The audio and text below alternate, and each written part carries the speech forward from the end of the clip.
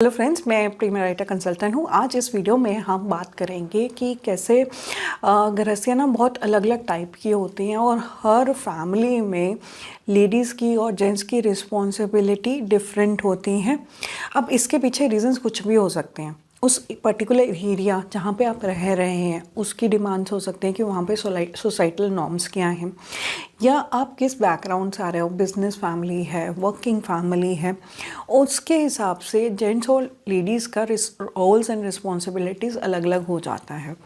इसे ज़्यादा जज ना करके बल्कि प्री मैरिटल कंसल्टेशन में हम एक क्लैरिटी लें कि जो सेटअप हम देख रहे हैं, लड़के का क्या सेटअप है फैमिली का, लड़की की फैमिली का क्या सेटअप है, जेंट्स कौन कौन से काम करते हैं, लेडीज़ कौन कौन से काम करते हैं, एक्चुअली में ऐसे कोई काम है स्पेसिफिकली जो सिर्फ जेंट्स ही करेंगे या सिर्फ लेडीज़ ही करेंगे, या दोनों मिल के एक अच्छा कोई सिस्टम बना रहे हैं जहाँ पे दोनों को इक्वल पावर्स और ड्यूटीज़ मिलती हैं। तो ये सब चीज़ों पे डिस्कशन कर सकते हैं। अब इसमें एग्जांपल मैं एक ले सकती हूँ कि कई फैमिलीज़ में फाइनेंशियल डिसीजंस में लेडीज़ को इन्वॉल्व ही नहीं करते, जबकि कहीं में उनको उनके नाम पे ही प्रॉपर्टीज़ करते हैं।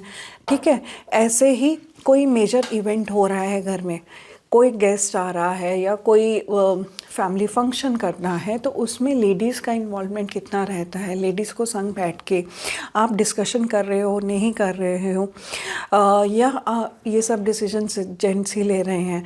अगर इसमें कुछ मिसमैच हो जाए ना, तो जो अपकमिंग डॉटर इन लॉ है या जो लड़की आएगी आपके परिवार में शादी के बाद, उसके लिए बहुत सफोकेटिंग हो सकता है कि ये सिस्टम ही नहीं समझ में आ रहा है। या मेरे वहाँ पे या मेरे पेयर में, मेरे मायके में तो ऐसा होता था कि मम्मी पापा संग बैठ के डिस्कशन कर रहे हैं और यहाँ पे इन्वॉल्व ही नहीं करते, या आउटसाइड किसी और से पता लगता है कि घर में ये सब चीज़ें हो रही हैं। तो ये चीज़ें मिसकम्युनिकेशन भी कर सकते हैं। अब इसमें रीजनिंग कुछ भी रह सकते हो सकता है आप एज मेल मेंबर चाह ही ना रहे हो कि मेरी घर की लेडीज़ फालतू की ये सब टेंशन्स ले, इसलिए आप डिसीजंस ले रहे हो, आपका इंटेंशन पॉजिटिव हो, लेकिन दूसरे पर्सन के लिए ये अदरिंग लग सकता है कि हमें इन्वॉल्व ही नहीं कर रहे हैं। तो ये सब चीज़ें ना हम पहले प्री मैरिटल कंसल्टेशन में बैठ के डिस्कस कर सकते हैं।